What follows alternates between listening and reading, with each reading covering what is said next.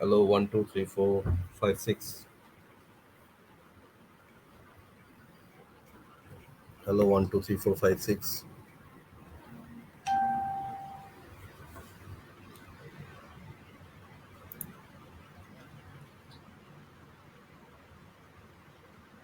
Hello, 1 2 3 4 5.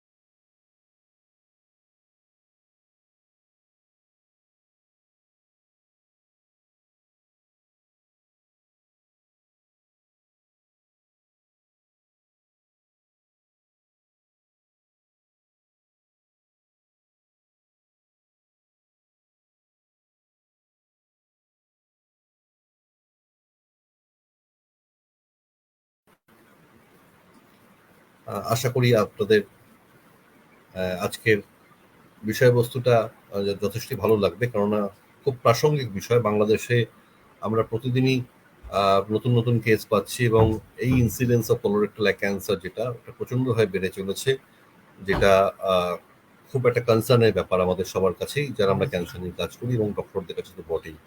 তো আসুন আজকে আমরা জেনে নিই ডক্টরের কাছ থেকেই যে এই কোলোরেক্টাল ক্যান্সারটা কি, কেন হয়, আহ, কি কি এর কারণ হতে পারে, কিভাবে ট্রিটমেন্ট হতে পারে।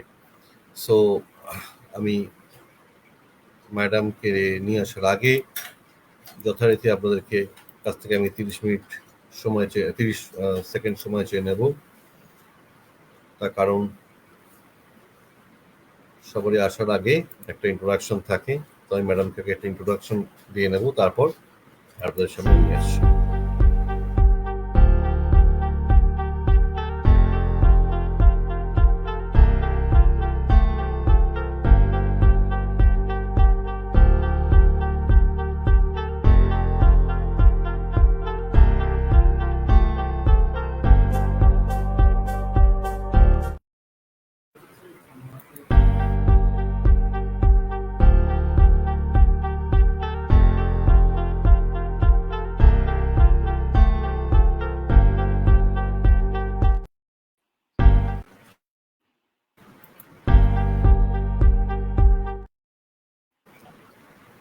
Madam, good evening. Welcome to our on our screen on India of Indian cancer treatment, as well as Bangladesh community of Indian treatment. People are watching already. They have started watching our live. So it is very relevant topics today, which we are going to discuss, and we are going to have insight from you. The colorectal cancer, because the incidences of this colorectal cancer is rapidly growing in the countries like Bangladesh and India, and you must be facing this problem day in day out. And a few questions very initially before starting. I mean, your the presentation on your presentation. I would like to mention few questions which we regularly receive from Bangladesh patients, that why this colorectal cancer became so are common nowadays. What is the reason? Is it a pollution? Is it a food habits? What age? They are very much eager to know the details of why. And another, the biggest problem of the patients psychologically, whenever there is a need of rectum operations, they are not very much eager to accept that external bag uh, for their feces. So that's why it is needed and how it can be saved, how we can avoid the usage of those external bags. That is very much important to know for Bangladeshi patients, because normally what happens, what problem we face, people they spend 3 to 4 months in Bangladesh visiting this doctor, that doctor, because the number of oncologists is very few in Bangladesh, proper oncologists. So they get misguided, and when they come to a oncologist, they go through the protocol of initial scanning. After that, when you decide to come to India, it takes almost 1 month to get the passport, then another 20 25 days to get the medical visa nowadays. So almost 2 months, and before that, there are 3 4 months almost. After having the diagnosis of having cancer, it takes 4 to 5 months minimum to come to India. So how they will manage this time, this in between? If you can also have some guideline on that, it will be really beneficial for our group and the audience. Ma'am, I am now handing you the session. It is your session. I am putting you on. Please take it forward. Right. Can I have the slides, please? Yeah.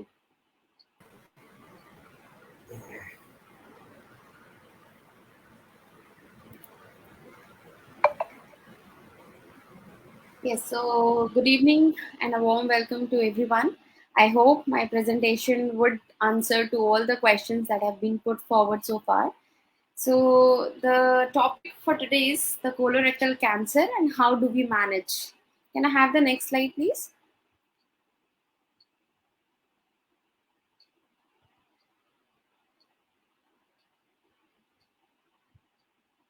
Can we move to the next slide? Yeah, okay, thank you.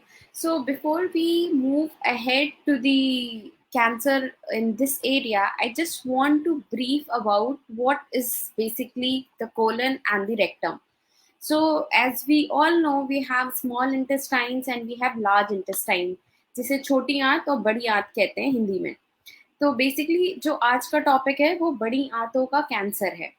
So basically जो आपका large intestine होता है वो आप उसके 4 component हम मोटा मोटा देख सकते हैं, like caecum, appendix, colon, rectum and anal canal. So जहाँ स्मॉल इंटेस्टाइन एंड होती है वहां से लार्ज इंटेस्टाइन स्टार्ट होता है.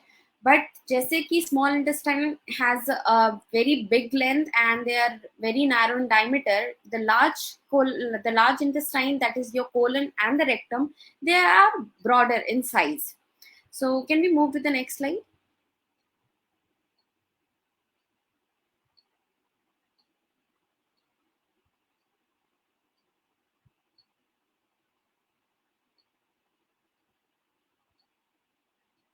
Yes.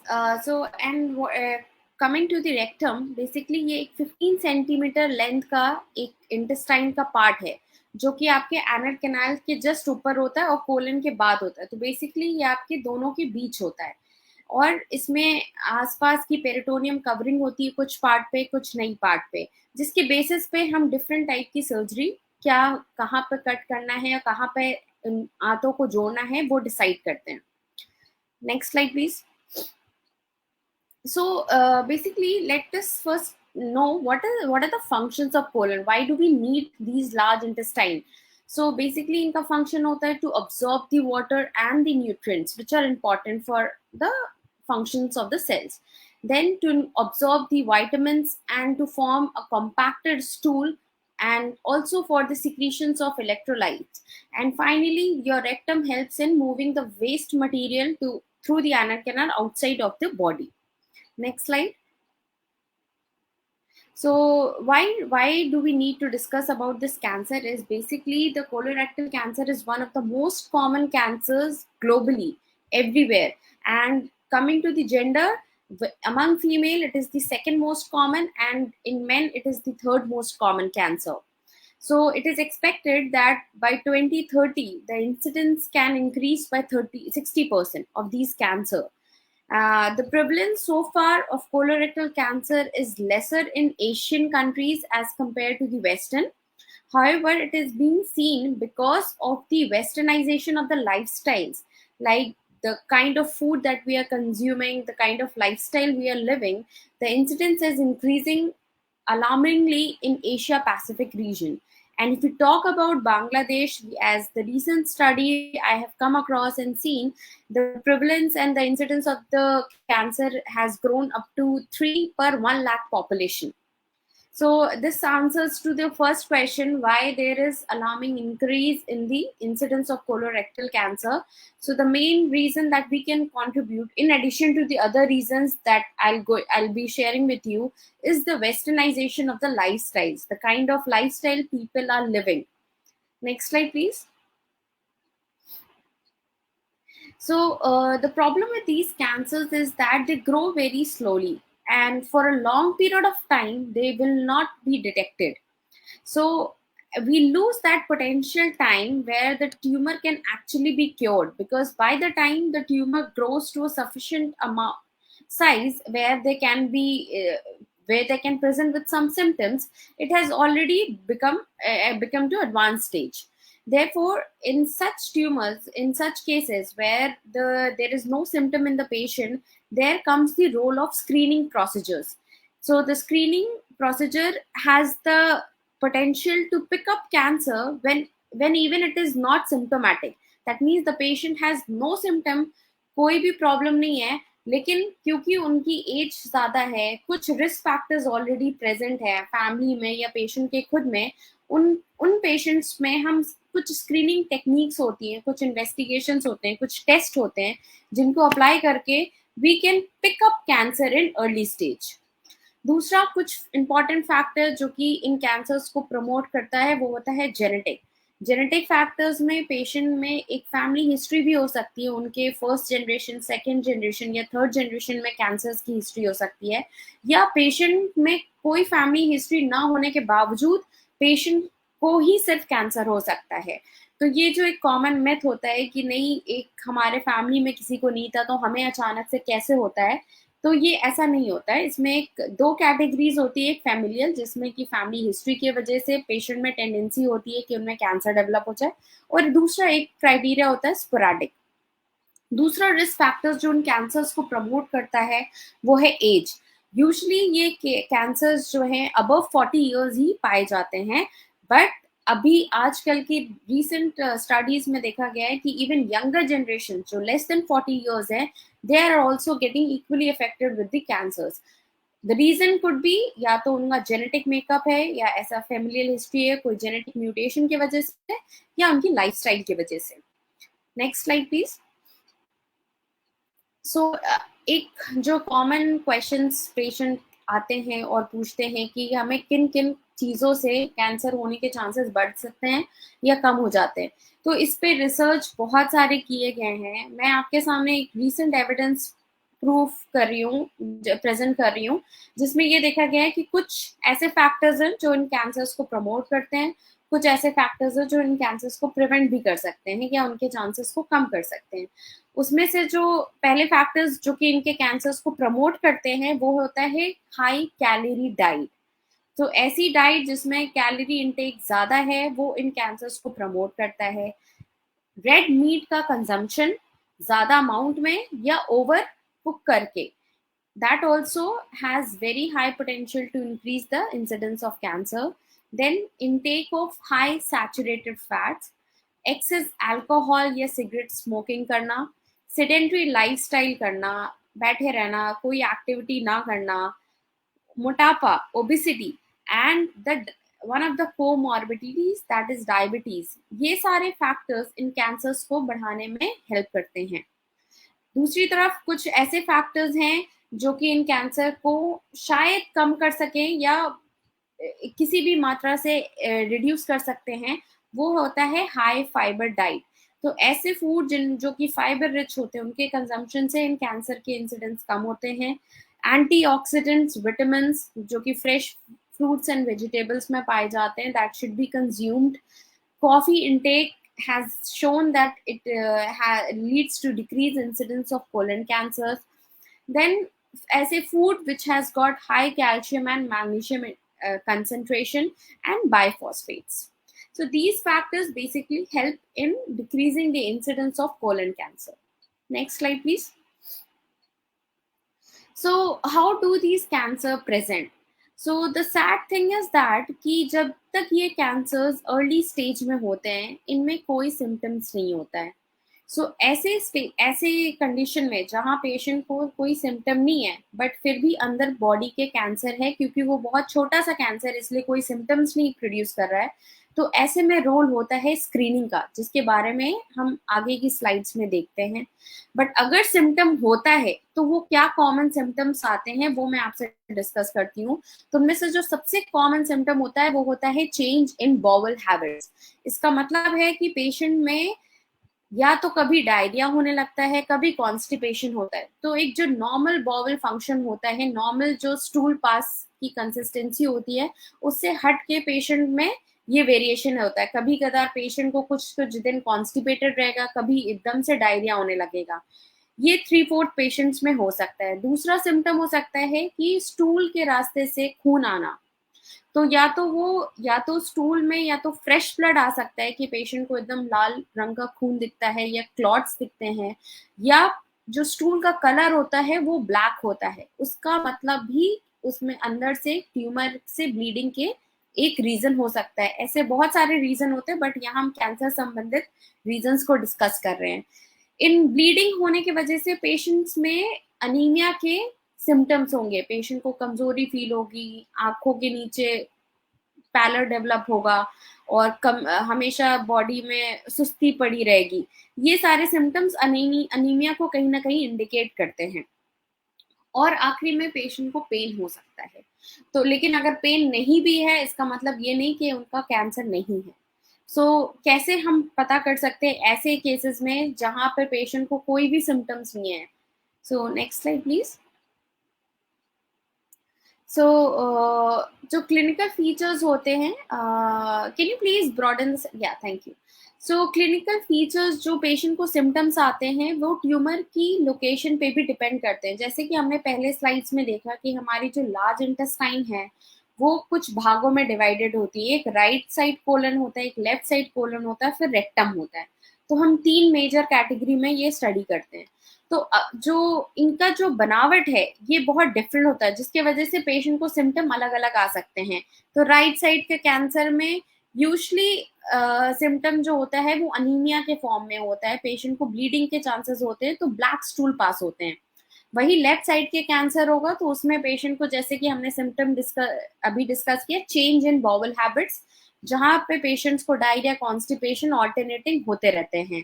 अगर रेक्टम में कैंसर है या उससे नीचे है तो पेशेंट्स में ब्लीडिंग के चांसेस होते हैं, तो स्टूल में के साथ साथ ब्लड पास होता है. और अगर रेक्टम में कैंसर है तो पेशेंट को एक हमेशा पेनफुल डिजायर रहती है कि वो स्टूल पास करें, बट जब वो स्टूल के लिए बैठते हैं तो उनमें स्टूल ना होके एक स्टिकी सिक्रीशंस, जिसे हम म्यूकस कहते हैं, वो पास होते हैं. ये सिम्टम नोट करना बहुत इंपॉर्टेंट है, बिकॉज कुछ पेशेंट्स को ये लगता है कि ये नॉर्मल है, कभी कदार हो जाता है, बट ये एक बहुत ही इंपॉर्टेंट इंडिकेशन है कि ये इनको शायद अंदर कोई रेक्टल में कैंसर है. Next slide. तो हम how do we diagnose these cancers? तो जैसे हमने डिस्कस किया कि जिन पेशेंट्स में सिम्टम्स नहीं है उनमें हम स्क्रीनिंग करते हैं, और जिनमें है तो वो ऑलरेडी एक सर्जन के पास आते हैं. तो सबसे पहला जो टेस्ट हम इन पेशेंट्स में करते हैं वो होती है colonoscopy. Colonoscopy is nothing but एक अंडर सिडेशन एक एंडोस्कोपिक ट्यूब होती है जो कि पेशेंट के एनल कैनाल के थ्रू पास किया जाता है. बेसिकली आप इसको एक समझ सकते हैं, एक ट्यूब है जिसके एंड पे एक कैमरा है. वो उस कैमरे के थ्रू हम पूरे कोलन को अंदर से विजुलाइज करते हैं, ये देखने के लिए कि कोई कैंसर या कोई पॉलिप तो नहीं है उसमें। अगर हमें कोई ट्यूमर, कोई अजीब सी ग्रोथ अंदर नजर आती है जिसमें हमें लगता है कि ये कैंसर के चांसेस हैं, तो उसमें से हम एक टुकड़ा निकालते हैं जिसे हम कहते हैं biopsy, and then we send it for histopathological examination, ताकि हम कंफर्म कर सके अपनी डायग्नोसिस को। तो हम कोई भी ट्रीटमेंट विदाउट डायग्नोसिस नहीं कर सकते। तो अगर पेशेंट्स की अक्सर ये क्वेरी होती है क्या ये प्रोसीजर इंपॉर्टेंट है, तो हाँ जरूरी है। एक मकसद ये है कि हम एक कैंसर को पहले प्रूव करें उसको ट्रीट करने से पहले। दूसरा ये भी है कि कई बार ये इन कोलन कैंसर्स में ये एक फीचर होता है जिसमें वो एक जगह नहीं पाए जाते हैं। सपोज आपका कैंसर लेफ्ट साइड के कोलन में है, बट इसका मतलब ये नहीं कि आपके पूरे कोलन में सिर्फ यही कैंसर हो सकता है। तो इनमें मल्टीपल जगह होने के चांसेस बहुत होते हैं, इसलिए कोलोनोस्कोपी सर्जरी से पहले मस्ट होती है, ताकि हम ये कंफर्म कर सकें कि जो ट्यूमर है वो सिर्फ उसी जगह है, ना कि दूसरे साइड के कोलन में। तो पूरी लार्ज इंटेस्टाइन को एग्जामिन करना इज वेरी इंपॉर्टेंट। तो अगर किसी वजह से कोलोनोस्कोपी आपकी सर्जरी से पहले नहीं हुई है, या मान लीजिए स्कोप डाला गया वो पूरी तरीके से पास नहीं हुआ है, तो हम उसको सर्जरी के बाद जरूर करते हैं, आफ्टर 6 मंथ्स और 12 मंथ्स। दूसरा है कि कुछ नॉ ये तो होता है कि ट्यूब हमें इंसर्ट करना होता है। कुछ एक एडवांस्ड केसेस में हमारे पास एक कंप्यूटर के माध्यम से कोलोनोग्राफी की जाती है, जिसमें हम कोई ट्यूब इंसर्ट नहीं करते, एक कंप्यूटर के थ्रू इमेजेस हम कोलन की लेते हैं, और अगर हमें वहां पर कोई ग्रोथ नजर आती है तब हम जाके कोलोनोस्कोपी ट्यूब अंदर डालते हैं। Next please, next slide. इसके जस्ट एक पहले वाली स्लाइड में से हुई है। Yes, so apart from this colonoscopy क्या और टेस्ट हमें करने चाहिए, तो एक होता है ट्यूमर मार्कर्स, जिसमें कि कुछ ऐसे ब्लड में मार्कर्स पाए जाते हैं जो कि इनडायरेक्टली इंडिकेट कर सकते हैं कि कैंसर है या नहीं है, लेकिन इनका लेवल डायरेक्टली इंडिकेट नहीं कर सकता कि ये कैंसर है या नहीं है। इनका तो उसमें जो ट्यूमर मार्कर होता है CEA, इसका बेसिक इंपॉर्टेंस कोलन कैंसर में सर्जरी से पहले ना होके बाद होता है। बेसिकली हमें एक सर्जरी से पहले कराना होता है, उसके बाद जब हम पेशेंट को फॉलो अप में बुलाते हैं ट्रीटमेंट के बाद, तो हमें इसके लेवल को कोरिलेट करना होता है। अगर सर्जरी के पहले नॉर्मल है और सर्जरी के बाद और कीमोथेरेपी या ट्रीटमेंट जो भी लिया कंप्लीट होने के बाद बढ़ता है, तो इसका मतलब है कि कहीं ना कहीं अभी भी डिजीज बॉडी में रह गई है और हमें उसको एड्रेस करना पड़ेगा। So, ये tumor marker is very important as one of the investigation that needs to be done once the patient comes for the treatment for colon cancer. Other than that, every surgeon and every medical oncologist will elicit the history of family of these cancers. So basically, हम maximum 3 generations तक possibly trace करते हैं cancer को, कि इनकी first generation, not only on the maternal side, and we also go for the history eliciting on the paternal side. तो father और mother दोनों के side की generations में, first, second and third generations में हम cancer की history elicit करना बहुत important होता है, क्योंकि उसमें एक दो तरीके के syndromes होते हैं जिसे कहते हैं familial adenomatous polyposis and Lynch syndrome। ये दो ऐसे सिंड्रोम हैं जिनमें फैमिली हिस्ट्री से रिलेटेड कैंसर होने की प्रोबेबिलिटी पेशेंट में ज्यादा हो जाती है, और ये कैंसर्स अनलाइक जो कि 40 इयर्स के अबव पाए जाते हैं, अगर ये सिंड्रोम पॉजिटिव होता है तो इनमें लेस देन 40 इयर्स ही कैंसर डेवलप होने के चांसेस बढ़ जाते हैं। इसीलिए instead of screening them after 40 years, हम इन पेशेंट्स में स्क्रीनिंग 10 to 15 इयर्स पे ही स्टार्ट कर देते हैं, क्योंकि इनमें काफी यंग एज में ही कैंसर डेवलप होने के चांसेस बढ़ जाते हैं। But the good thing is कि इनका overall incidence less than 5% cases में ही होता है। Next slide.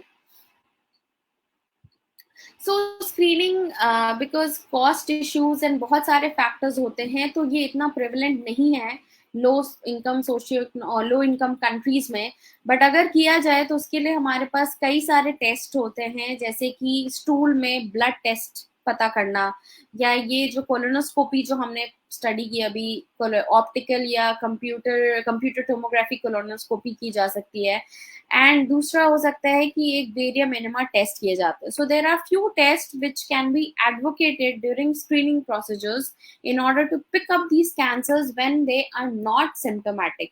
तो ये एवरेज रिस्क जो कि more than 50 years of age group of patients में होते हैं बट उनमें कोई सिम्टम नहीं है, as well as high risk patient जिनमें की फैमिली हिस्ट्री है या पर्सनल हिस्ट्री है कैंसर्स की या कोई जेनेटिक म्यूटेशन पाया गया है, उन दोनों कैटेगरी ऑफ पेशेंट्स में ये स्क्रीनिंग एडवोकेट की जा सकती है ताकि ट्रीटमेंट जल्द से जल्द स्टार्ट किया जाए।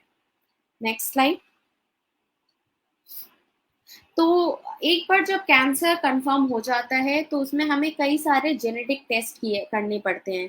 ये इन टेस्ट का सिग्निफिकेंस सर्जरी से रिलेटेड नहीं है, लेकिन सर्जरी के बाद जो हमें कीमोथेरेपी देनी पड़ती है और या टारगेटेड ट्रीटमेंट देने पड़ते हैं, उसके लिए ये बहुत इंपॉर्टेंट है क्योंकि पेशेंट कई बार कीमोथेरेपी देने पे भी रिस्पॉन्ड नहीं करता। तो उसकी वजह ये होती है कि उनमें कुछ अलग टाइप के जेनेटिक म्यूटेशन होते हैं या उनमें माइक्रोसैटेलाइट इंस्टेबिलिटी करके एक कंडीशन होती है।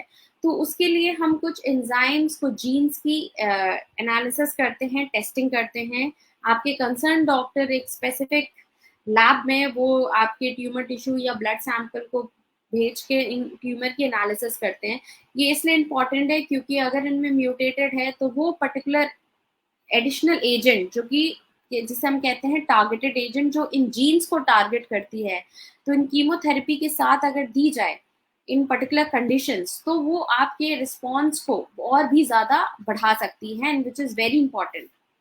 तो लेकिन अगर इन जीन्स में म्यूटेशंस है तो आपको अगर ये ड्रग्स दी भी जाएं तो भी उनमें रिस्पॉन्स नहीं आता है। तो इन टेस्ट का होना बहुत इंपॉर्टेंट है इससे पहले कि वो पर्टिकुलर ट्रीटमेंट या पर्टिकुलर ड्रग आप में स्टार्ट की जाए। Next slide. एक बार जब कैंसर डिटेक्ट हो जाता है एंड तो हम पेशेंट्स की एक स्टेजिंग करते हैं TNM, जिसमें कि ये बेसिकली एक ऑन्कोलॉजिस्ट का रोल होता है जिसमें कि वो ट्यूमर की आपकी जो स्टेज है उसको डिफाइन करती है कि वो स्टेज 1 में है, 2 में है, 3 में या 4 में है। इसको डिटेल में डिस्कस करना is difficult for me to explain, but I can just say कि अगर कैंसर बॉडी में फैल जाता है तो यूजली वो स्टेज 4 माना जाता है। Next slide. तो कोई भी सर्जरी या इवन कोलोनोस्कोपी करने से पहले हमें पेशेंट को एडवाइस करते हैं कि हम एक बॉवल को प्रिपेयर करते हैं, एक तरीके से खाली करना जिसे कहते हैं कि आपकी जो आंतें हैं वो अंदर से साफ कर दी जाएं। आजकल में इसका रोल इतना इम्पोर्टेंट नहीं है जहां बात कोलन कैंसर की आती हो और अगर आपकी ओपन सर्जरी हो रही है। लैप्रोस्कोपी में फिर भी होता है। तो ये सेंटर टू सेंटर डिफर करेगा, but most of the surgeons या मोस्ट ऑफ द हॉस्पिटल्स ये प्रेफर करती हैं कि जिस दिन सर्जरी होनी है उसके 1-2 दिन पहले पेशेंट को सॉफ्ट डाइट या लिक्विड डाइट पे रखा जाए और एक रात पहले पेशेंट को इनमा या पेगलिक का सोल्यूशन एक दिया जाता है जो कि 2 लीटर पानी में लेके पी लेना होता है। इससे पेशेंट की जो मोशन पास होने की टेंडेंसी बढ़ जाती है, तो सर्जरी में थोड़ी सी मदद हो जाती है बॉबल की हैंडलिंग में। Next slide. तो एक बार सर्जरी ये डिसाइड हो गया कि आपको सर्जरी करनी है तो every surgeon will tell you that there are 3 approaches to this cancer. एक होता है ओपन जिसमें पेट पे हम चीरा लगा के सर्जरी करते हैं, एक इंसिशन लगा के। दूसरा है मिनिमल इन्वेजिव टेक्निक्स जहां पर पेशेंट को लैप्रोस्कोपिक या रोबोटिक का फैसिलिटीज दी जाती है। तो ओपन में तो आप सबको पता है कि पेशेंट में लंबा इंसेशन दिया जाएगा, पेन होता है और थोड़ा सा एक नॉर्मल लाइफ में आने में टाइम लगता है। हाउएवर आजकल की मेडिकेशन से ये सब कंट्रोल हो जाता है, बट स्टिल मॉर्बिडिटी रहती है। तो इसके लिए दूसरे जो टेक्निक्स आए हैं लैप्रोस्कोपिक एंड रोबोटिक, इसमें ये क्या होता है कि इंस्टेंट कि हमें एक बड़ा इंसेशन दे, आप पहले पिक्चर में दे सकते हैं 3 वाइट डॉट्स। तो इस तरह से हम एक पोर्ट्स डिसाइड करते हैं, एक 1 सेंटीमीटर 5 मिलीमीटर के पोर्ट्स बनाते हैं। और सेकंड पिक्चर में आप देखेंगे तो ये कैसी इंस्ट्रूमेंट्स होते हैं जिनको एक थिन ट्यूब्स इंस्ट्रूमेंट्स होते हैं जिन्हें हम पास करके सर्जरी परफॉर्म करते हैं। उसी तरह रोबोटिक होती है। तो डेफिनेटली इसमें पेशेंट में जो ड्यूरेशन ऑफ हॉस्पिटल स्टे होता है वो काफी कम हो जाता है as compare to open surgery. दूसरा, पेशेंट को पेन डेफिनेटली कम हो जाता है। एक returning back to normal life जो ड्यूरेशन होता है वो काफी कम हो जाता है। So there are many advantages not only from patient perspective but also from the surgeon side also. Next slide. So how do we manage? तो once we have come to diagnose the disease, एक बार हमने staging कर ली है कि वो किस stage पे है, उसके बेसिस पे हम डिसाइड करते हैं कि हमें सर्जरी करनी, कीमोथेरेपी देनी या रेडिएशन देना है। तो कोलन कैंसर में अच्छी बात यह है कि इसमें अभी तक रेडिएशन का कोई ऐसा सच मेजर रोल नहीं है, या इनफैक्ट है ही नहीं मैं कहूँगी। इसमें जो सबसे इम्पॉर्टेंट जो रोल है वो है सर्जरी का सबसे पहले। विदाउट कीमोथेरेपी अगर ट्यूमर रिसेक्ट हो सकता है, जो कि मोस्ट ऑफ द केसेस में होता ही है, तो सबसे पहले जो आपका ऑन्कोलॉजिस्ट है वो आपको सर्जरी के लिए ही एडवाइस करेगा विदाउट कीमोथेरेपी फर्स्ट।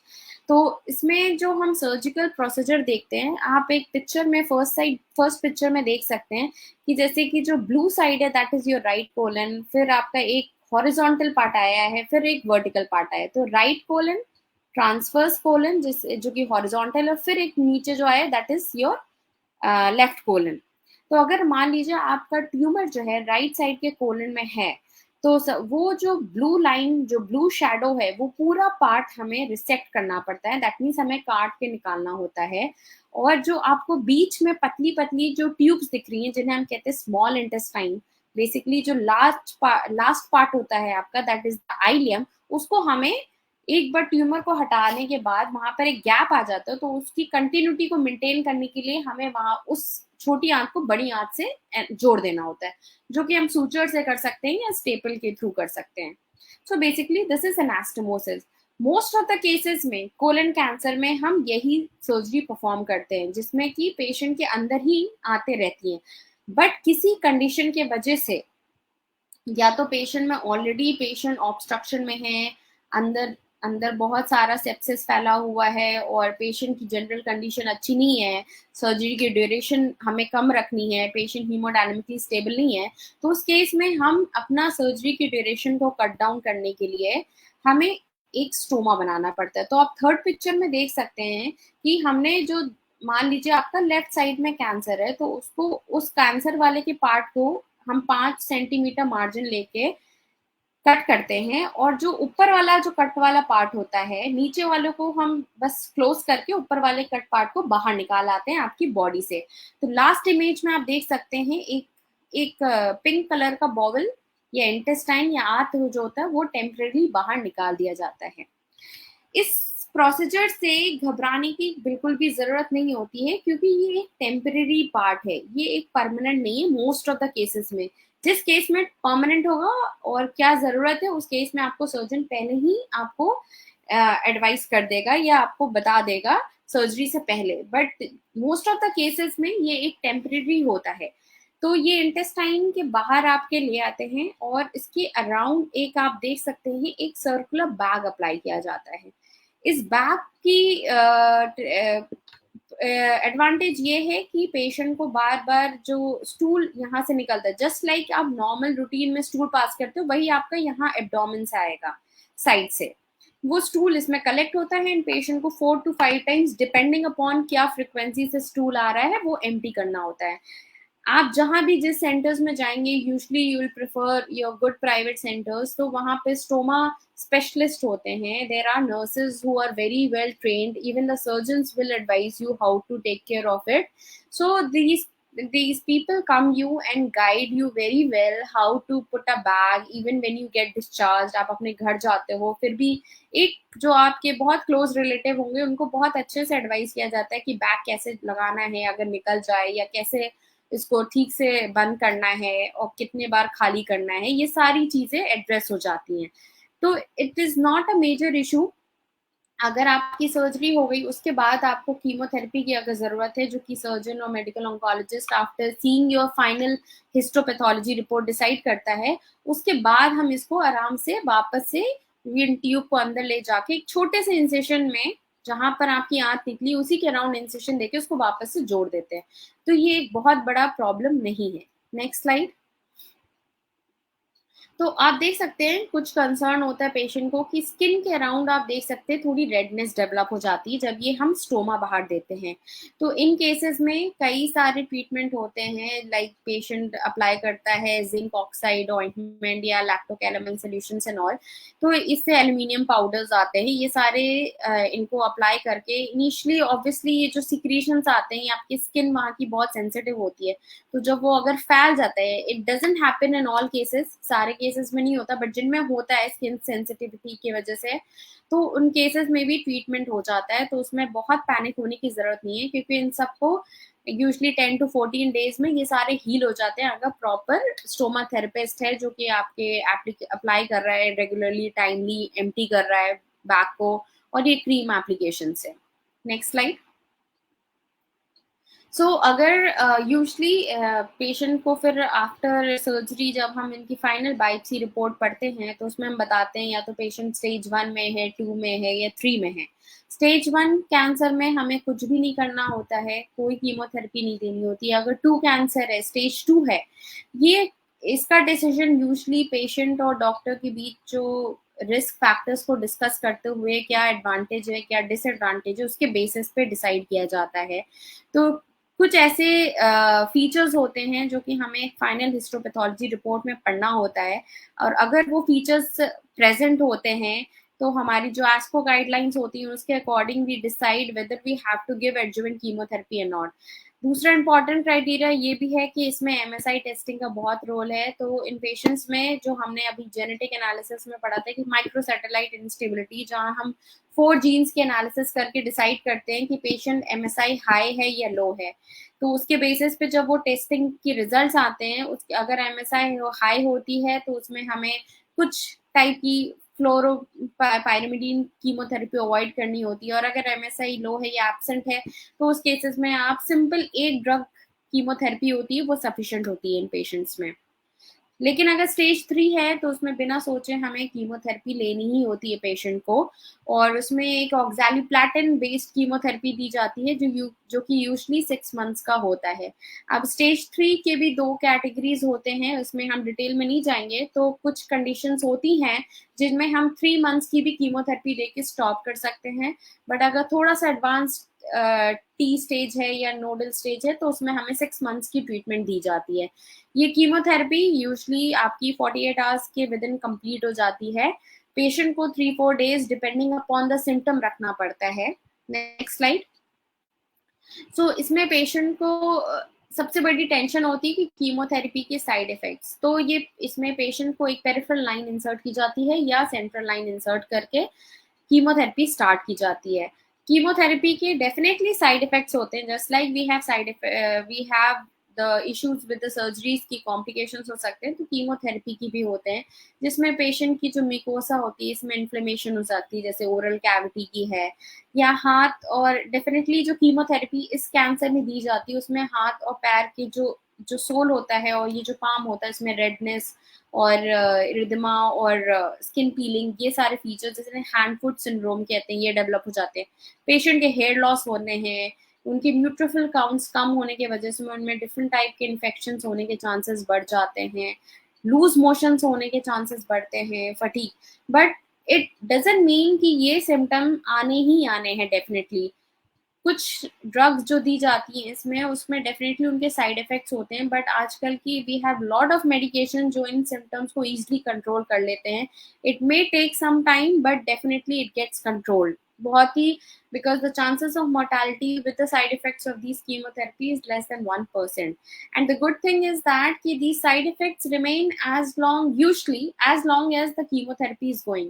तो जैसे आपका कीमोथेरेपी बंद होता है यूजुअली ये साइड इफेक्ट जो है वो एलिवेट हो जाते हैं, इनमें रेडिएशन का कोई रोल नहीं होता है। तो ये था पूरा आपका कोलन कैंसर, कैसे हम ट्रीट करते हैं, सर्जिकल पार्ट, कीमोथेरेपी पार्ट और रेडियोथेरेपी पार्ट इसमें होता नहीं है। नेक्स्ट। उसी तरह आपका एक हमने थर्ड पार्ट बताया था रेक्टम, जो कि large right side colon left side colon के बाद आता है रेक्टम। तो रेक्टम में बेसिकली इसका जो स्ट्रक्चर है और इसकी जो एनाटॉमी हो और एम्ब्रॉयनल डेवलपमेंट होता है वो आपके कोलन से थोड़ा डिफरेंट होता है, जिसके वजह से इसका जो ट्रीटमेंट होता है, इवन दो हम इसे एक लार्ज इंटेस्टाइन में इसको भी लार्ज इंटेस्टाइन का पार्ट कहते हैं, बट इसका जो ट्रीटमेंट है वो उसके ट्रीटमेंट से डिफर करता है, इन द सेंस कि सबसे पहले instead of going for CT scan, जैसे कि कोलन कैंसर के पेशेंट्स में आपको सब में सीटी स्कैन एडवाइस करी जाती है, आपके चेस्ट की, एब्डोमेन की, पेल्विस की। रेक्टल कैंसर्स में हम चेस्ट की और एब्डोमेन की तो सीटी स्कैन करते हैं, लेकिन जहाँ रेक्टम की बात होती है उसको प्रॉपर विजुलाइज करने के लिए, क्योंकि उसके आसपास बहुत इंपॉर्टेंट स्ट्रक्चर्स होते हैं, तो वो ट्यूमर उन स्ट्रक्चर्स से कितना दूर है या अटैच्ड है, हमें कितना स्ट्रक्चर्स निकालना है, उनकी प्रॉपर स्टडी के लिए हमें एमआरआई करना होता है। तो every surgeon will advise you for MRI pelvis in these cancers. तो एमआरआई एक बार कंप्लीट होने के बाद जब हमें आइडिया लग जाता है कि ट्यूमर किस स्टेज पे है, तो एमआरआई के अकॉर्डिंगली हम स्टेजिंग करते हैं। That is purely surgical part, I will not go into the depth. So उसके बेसिस पे भी डिसाइड कि पेशेंट की हमें सर्जरी पहले करनी है या पहले हमें कीमोथेरेपी रेडियोथेरेपी देने के बाद करनी है या केवल रेडियोथेरेपी देने के बाद करना है। सो इसमें दो टाइप के रेडिएशंस आते हैं, वो हम नेक्स्ट स्लाइड में पढ़ते हैं, लेकिन इसमें जो बेसिकली मोटा मोटा सर्जिकल अप्रोच होता है, इसमें लो एंटीरियर रिसेक्शन या एब्डोमिनल पेरिनियल रिसेक्शन होता है। तो एक टाइप की सर्जरी में आपका जो रेक्टम का जो ट्यूमर वाला पार्ट होता है उसके ऊपर और नीचे मार्जिन लेके हम कट करते हैं, उस पार्ट को निकालने के बाद जो रिमेनिंग हिस्सा है आपके आंतों का उसको जोड़ देते हैं, that is we anastomose. But abdominal perineal resection में जब आपका कैंसर बहुत ही नीचे होता है, एनल कैनाल के पास होता है, और हमने रेडिएशन कीमोथेरेपी देने के बाद भी वो इतना श्रिंक नहीं करता है, तो हमें उस केसेस में हमें नीचे वाली आंत को बचाना बहुत डिफिकल्ट हो जाता है, तो हम पूरा नीचे वाला आंत निकाल लेते हैं, और उस केस में जो ऊपरी हिस्सा होता है आपकी आंत का वो आपका स्टोमा के फॉर्म में बाहर आ जाता है। इस केस में आपका स्टोमा परमानेंट होता है, लाइफ लॉन्ग होता है, इसको हम अंदर कभी नहीं कर सकते हैं। Next slide. सो उसके लिए आपको एक सर्जिकल प्रोसीजर के दौरान आपको कॉस्ट जब एक्सप्लेन की जाती है, तो एक सर्कुलर स्टेपलर की जो कि 20 to 25,000 के अराउंड होती है, ये स्टेपलर्स का यूज होता है जिसके थ्रू एनास्टोमोसिस आपकी इजी हो जाता है और एनल कैनाल के थ्रू पास करके दो एंड्स को जोड़ने में इजी होता है। Next slide. तो जैसे मैंने अभी डिस्कस किया कि based on the MRI, based on the सीटी फाइंडिंग, हम डिसाइड करते हैं कि पेशेंट को रेडिएशन देना है या कीमो रेडिएशन। जब हम साथ में देते हैं तो उसे कहते हैं कीमो रेडिएशन देना है। तो रेक्टल कैंसर में जब आपको एक मल्टी डिसिप्लिनरी अप्रोच में जब पेशेंट से डिस्कस किया जाता है तो उसे रेडियोथेरेपी के बारे में बताया जाता है। जब रेक्टल कैंसर की बात होती है तो उसमें शॉर्ट कोर्स रेडिएशन होता है, लॉन्ग कोर्स रेडिएशन होता है। शॉर्ट कोर्स रेडिएशन का मतलब ये है कि वो रेडिएशन शॉर्ट कोर्स के लिए है, and within 5 to 7 days we have to operate these patients. इसमें कीमोथेरेपी साथ में हम नहीं देते हैं। दूसरा होता है लॉन्ग कोर्स रेडिएशन, जिसमें कि कीमोथेरेपी और रेडिएशन देने के एटलीस्ट 5 to 6 वीक्स के बाद ही हम सर्जरी करते हैं। अब हम ये कैसे डिसाइड करेंगे कि इस पेशेंट में शॉर्ट कोर्स देना है या लॉन्ग कोर्स देना है? ऑब्वियसली शॉर्ट कोर्स में जो रेडिएशन का डोज होता है वो कम होता है, लॉन्ग कोर्स में ज्यादा होता है। इनका इंडिकेशन बेस्ड ऑन एमआरआई जो होता है वो surgeon and the radiation oncologist decide. तो उसमें पेशेंट को हम भले ही साइड इफेक्ट्स और क्या क्या हो सकते हैं वो हम डिस्कस करते हैं definitely, but you should always let your oncologist take a call whether you should receive short course or long course most of the cases में। आप symptoms के थ्रू घबराए नहीं, every surgeon and every radiation oncologist and medical oncologist wants best for you। तो इनमें कौन सा हमें रेडिएशन लेना है वो आप प्लीज ऑन्कोलॉजिस्ट पे छोड़ दें, बिकॉज आपका जो ट्यूमर की एनाटमी है और ट्यूमर की जो एक्सटेंट है वो सिर्फ ऑन्कोलॉजिस्ट डिसाइड करता है, जिसके बेसिस पे हम ये दो डिफरेंट टाइप की रेडिएशन डिसाइड करते हैं। रेडिएशन के साइड इफेक्ट्स क्योंकि होते ही हैं, वो शॉर्ट कोर्स में भी हो सकते हैं या पेशेंट को even after years of treatment भी डेवलप होता है। जैसे कि हमने कीमोथेरेपी और सर्जिकल साइड इफेक्ट्स देखे, उसी तरह रेडिएशन के होते हैं कि बाद में आते रुकावट होने के चांसेस, डायरिया होने के चांसेस, या पेशेंट को फटीग होने के चांसेस, बार बार मोशन पास करने की टेंडेंसी की चांसेस, ये सारे साइड इफेक्ट्स होते हैं। But Having said that, it is not that every patient will have these symptoms, but yes, there are symptoms, there are side effects which can happen after giving radiation to the pelvis. Next slide, please.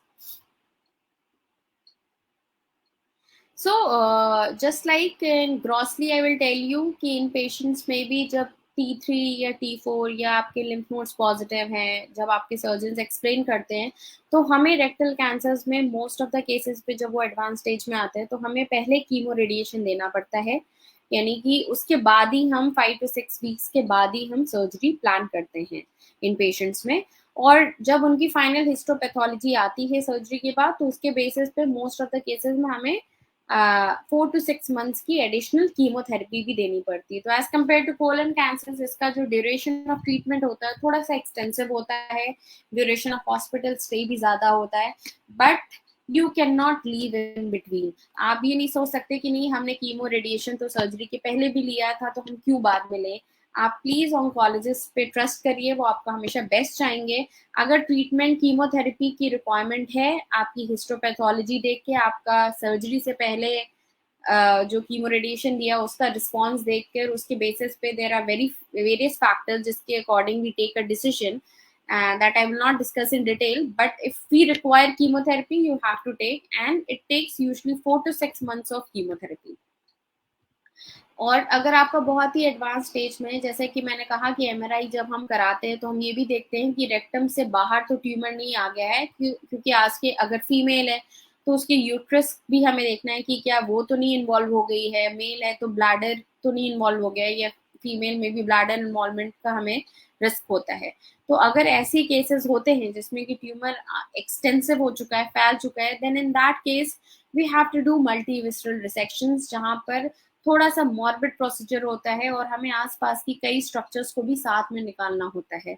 But in सारी surgeries का success rate काफ़ी अच्छा होता है, and even though ये sound करते हैं बहुत ही extensive and morbid, but most of the patients, you know, with good hospital care and in good surgical hands and good medical oncologists and radiation oncologists if available, these cases they go very well and the patient can be discharged in, you know, satisfactory mood. Next slide. So rectal cancer में एक बस छोटा सा मैं ये एक slide आपको बताना चाहूँगी कि बहुत ही अर्ली स्टेज अगर है, सुपरफिशियल कैंसर जैसे हम कहते हैं, तो उस केस में एक लोकल एक्सीशन का भी रोल आए, जिसमें कि इंस्टेड ऑफ डूइंग इतना extensive surgery where we do basically resect the intestine and then we anastomose और we take out the stoma, we simply do a local excision of the tumour. But in category में fall करना है where the tumor can be locally excised instead of doing such extensive surgeries. There has to be some criteria that needs to be fulfilled before we take such call. So there are certain features which I have mentioned. So these features your surgeon will see, and if your tumor falls in that category, definitely simple local excision can be performed. But like I said, these tumors, they by the time they become very symptomatic and the patient comes to the hospital, they have actually grown to a little higher stage, and they don't they are, if we do screening, however, we can pick up these early lesions, but like I said, the cost in the low income countries, they usually cannot afford it. So basically the role of local excision is not that great until unless patient are diagnosed in these early stages. Next slide. So like in very early cancers, आप not only आपका जो surgical extent है या morbidity है वो तो आप come down कर ही सकते हो, साथ में साथ आपको जो कीमो रेडिएशन जो मैंने बताया जो 5 to 6 वीक्स के बाद फिर हमें सर्जरी करना होता है इस केसेस में, वो ट्रीटमेंट भी आप अवॉइड कर सकते हो, and you can directly go ahead with surgery and nothing else, no chemotherapy, no chemo radiation. But having said that, to diagnose these cancers in such early stages a challenging thing. Next slide. So once आपका treatment complete हो जाता, once you are done with surgery, chemotherapy, radiation, everything, do we need to stop coming to the doctors? The answer is big no. These cancers have a very high tendency to come back. If not come back, I mean, like, they can come back in the same region where you have operated, where the surgeon has operated, or it can also spread to your lungs and liver and other part. The good thing is that there are certain condition like cases where, even if the tumor has spread to the liver or to the lung, we can still go ahead with surgery and chemotherapy to control it. So you should not lose hope कि हमारा cancer तो फैल चुका है. There is, now we have advanced medical surgical science, and we can, literally fight with any of these situations. But yes, it has to be like in a moderate condition. If it is too extensive metastasis, definitely we have to go for palliative treatment in these cases. तो हम इन patients को जब advice करते हैं कि वो you follow up में आए, तो आप देखोगे कि आपके जो सर्जन्स हैं या ऑन्कोलॉजिस्ट हैं, they will advise you to get one tumour marker which I discussed in the beginning of the slides, CEA. That needs to be done initial 2-3 years, every 3 months, and then after next 2 years we have to do every 6 months. In addition to it, we have to get a CT scan once in a year. So this is very important. So these investigations might sound very cumbersome for you, but trust me, these, if you miss out these things, you may land up in a recurrence. That means your tumor will come back, and by the time you will reach your concerned doctor, the tumor might have grown very much, and it might not be even operable or for any good for any treatment. So usually जब cancer first होता है और जब cancer दोबारा आता है, ये दोनों काफी डिफरेंट होते हैं. जब रिकरेंस होता है तो वो थोड़ा एक्सटेंसिव होता है. It's not that easy to handle. So we have to be very vigilant. We have to do a routine checkup. You have to meet your doctor as advised 3 monthly and 6 monthly. You have to visit them. He or she will examine you clinically. They will also see your tumor marker CEE level, and they will also go ask you to undergo CT scan. And if suppose you have symptom, then CT scan can be done early also. But usual cases mein where there are no symptoms, we usually go for a yearly CT scan. And suppose, like I said, if your colonoscopy was not completed before surgery, then we need to do it 6 months after your completion of treatment. और if it has been completed, एक बार आपने complete colonoscopy करा ली है, तो वो आप 12 months पे भी कर सकते हो ट्रीटमेंट के बाद. उसके बाद as per indicated we do colonoscopy. So this was in brief the entire treatment, and like how do we diagnose, and then how do we treat, and then how do we follow up these patients. So every aspect that I have discussed is equally important. So even after complete treatment, we should not, I know it's a very cumbersome, the entire treatment procedure is too lengthy, but we need to have patience, and we need to keep in touch with your concerned surgeon and the oncologist, and so that we can, just prevent the recurrence, or if the recurrence happen, we can handle it in a good way. That's all for my side. I would love to take the questions if you have any. Ma'am, एक बेहतरीन presentation थी. We have to admit that we came to know about many things. In fact, I believe this video will remain 30 days on our 3-4 walls. It already has been shared 4-5 times by different persons. So it's a lots of learning today we got, because particularly what happened, what is the symptoms when the cancer cell affects left part of the colon, what is the major symptoms, what is the difference between the other symptoms when we got affected by the right colon, right part of the colon. So many new things, and obviously your highlights on colostomy bag, that's also helpful. And we got a clear idea about the colon cancer treatment as well as the rectum cancer treatment, not as a whole colorectal, but into different angle. But ma'am, one questions, when cancer is already came into our body, we cannot do anything apart from the earliest possible treatment. But if suppose one is having cancer in family history, what prevention he may take? Because as per the advancement in precision oncology, there is a new concept of circulating tumor cells. We all know that.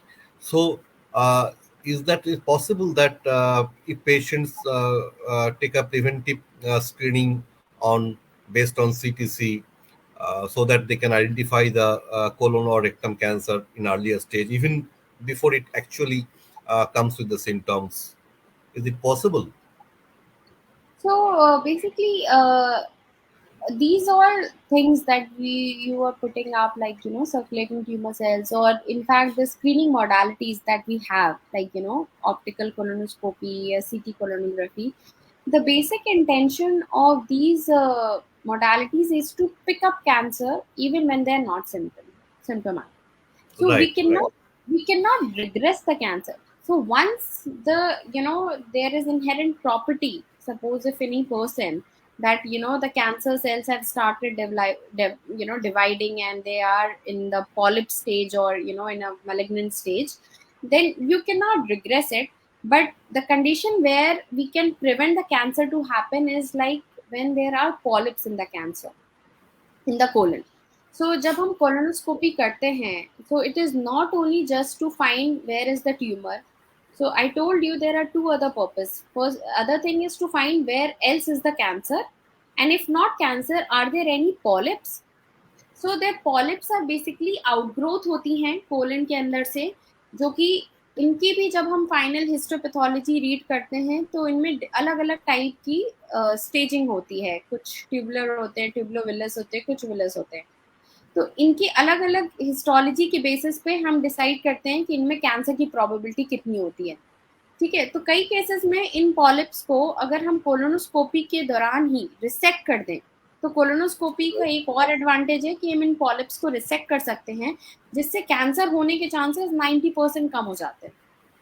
So this Okay. is one condition where you can say we have prevented the cancer. But once the Okay. tumor has developed, I mean, it's not possible. There are studies, various studies, pros and cons we have gone through. Like, but there is nothing like, there are some studies which is ongoing, like aspirin, role of NSAIDs, कि अगर इन polyps में या इनमें chances of जो malignancy invasive tendency होती है उनको हम रिग्रेस कर सकते हैं कि नहीं। However this role is still to be confirmed, It and to be confirmed. Yes. Okay. yeah, right now I would not Sorry. suggest that if you take these things your cancer can stop growing. You have to get the treatment once it develops, but if you have the family history, if you know that you have certain risk factors, you have certain symptoms, you should reach out to the doctor, so that at least the first diagnostic modality, that is colonoscopy, can be performed, or the CT scan can be performed to look for the tumor. Our intention should be that we should get diagnosed in early stage, so that the treatment morbidity and the cost and everything can come down. Right. This is very important fact. In fact, people many a time do not understand that, because the more advanced stage of cancer is, the more cumbersome treatment. At the same time, the operative cost or the overall treatment cost goes further high. So thanks a lot, from ma'am, for to highlight to put a light further. One last questions what we would like to have, that is, there are a few questions which might be following after the session. Uh, Okay. a patient with colon cancer, because you told that the first operation is very much important, right? But most of the cases we get, whatever the cancer patient we get from Bangladesh in India in different hospitals, in my experience, since last 8-10 years, almost 30% of the patients, they come fresh. They want to have operated first time in India only by the proper colorectal surgeon or GI oncosurgeon. But in many cases, they got operated at Bangladesh. Then they do the biopsy. Before surgery, there is no cancer oriented protocol. Neither PET CT scan, neither anything has been done. Neither any blood marker test. Simple go for surgery. After surgery, when they send that sample to the biopsy, then cancer comes out. And for the time beings, they also start chemo. 5-6 months, 5-6 cycle of chemo they usually have. But obviously after 7 8 months or average 9 months, I have seen from my own studies, after within 8 to 9 months it again recur, and then those patient comes to India for to get treated by a proper surgical oncologist, yes, organ specific oncologist. But that time, the second surgery might be very much difficult, rather critical. Is it the right? Yeah, so basically it depends the duration क्या है, like when was your first surgery done, okay, Mhm. and after how many months you have approached the next surgeon. So as the duration increases, the chances of post-op, sequelae that happens after any surgery, when you open abdomen, there, the chances of fibrosis and everything sets in. So the problem, comes there, but it's not like we cannot. It depends, like, see, if the cancer has come, if there is residual cancer, we need to operate, whether it's complicated or not, we have to, because most of the cases में वो resect हो जाते हैं if it goes in, into experienced hands, Okay. right? So thanks, ma'am. That means the nutshell of the entire session today is getting treatment early as possible is important. Proper surgery is important, and along with that, proper follow-up is also equally important to maintain the quality of life. Right. So with this, ma'am, we have not received any queries till date, but we will definitely will get the queries as usual, like other days. So I will send those queries to you. Your number is there. Rather, Kritika is also there to help Sure. out. And ma'am, thanks for your valuable time. You have taken your time in a odd time frame to deliver your speech, insight, and really thanks from our core of our heart, from the treatment group, that is Bangladesh Treatment Community of Indian Treatment, as well as Indian Cancer Treatment.com. Thanks a lot, ma'am. I will come back to you soon. And any questions, any queries further comes to us, we will forward that Yeah, to sure. you. I would love to address them. Thank you so Thank much you, ma'am. for listening. It was a nice session from you, ma'am. Thanks. Thank you.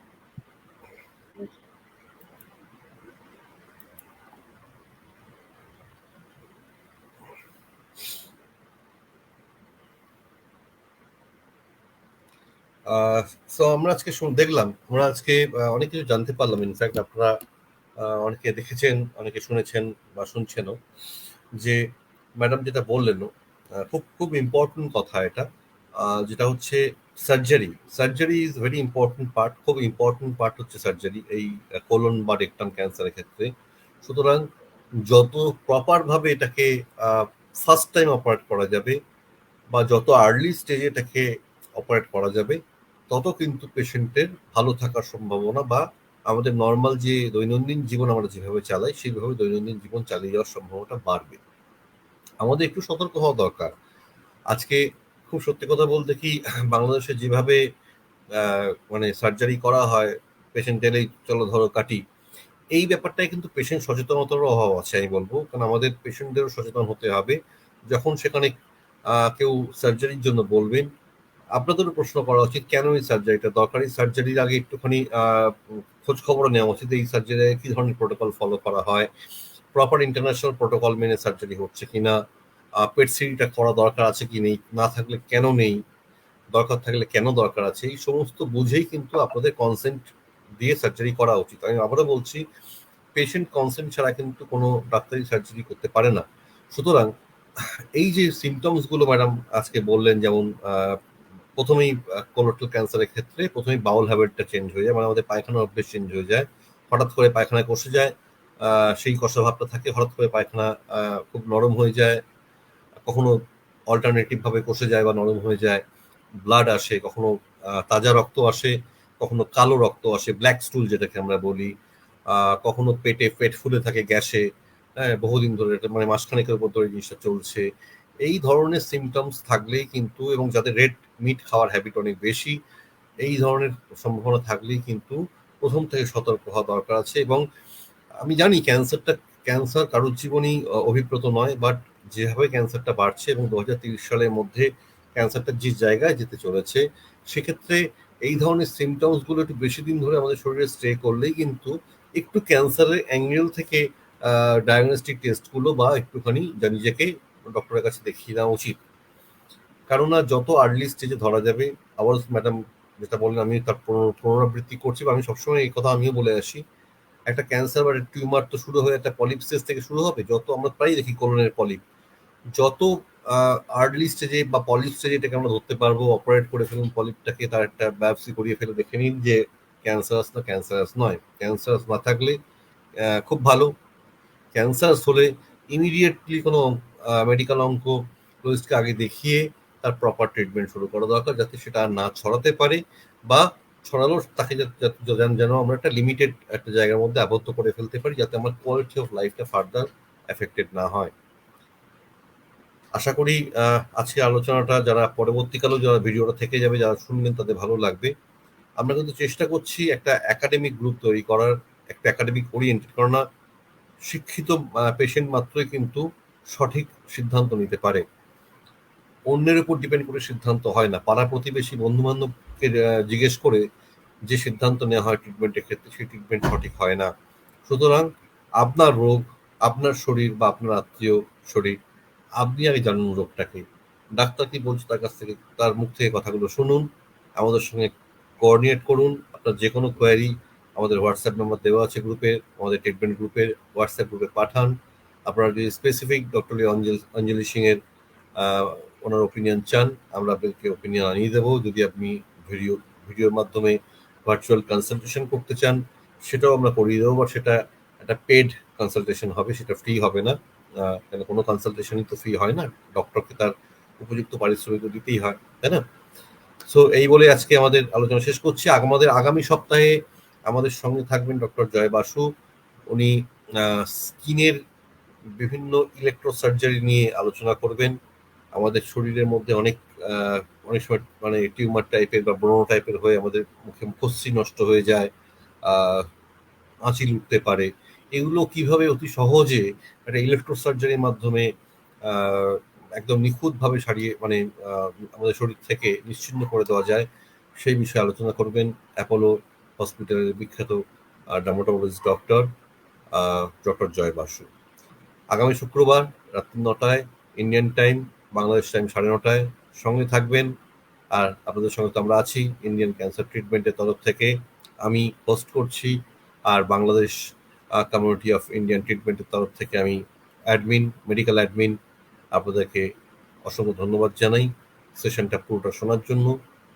সঙ্গে থাকুন, সুস্থ থাকুন, আর সুরক্ষিত থাকুন। নমস্কার, আপনাদের সুস্বাস্থ্য কামনা করি।